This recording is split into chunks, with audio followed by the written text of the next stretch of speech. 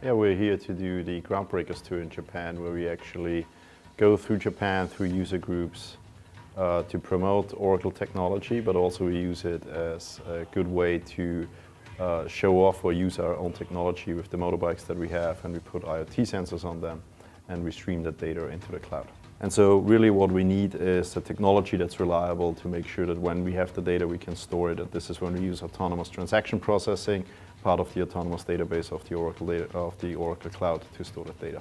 So in Japan, there's a widespread Java community, and Java and Oracle database obviously go along together. And we use this opportunity to actually get all those developers throughout the different stops that we have together and show them how they can leverage more of the Java technology as well as the Oracle Cloud technology, such as Oracle Autonomous Database. Now, the really interesting thing about Japan is that it's culturally very different, yet you see that we developers are really just the same. So like we immediately click when it comes to technology, and we're all here to share knowledge, to share information, to help each other out.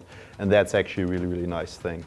And with the motorbikes, Japan is a very big country when it comes to motorbikes. So going there on motorbikes is just the tip of the mountain, or the icing on the cake, to give it a bit of a promo effect as well. So we have a lot of fun here.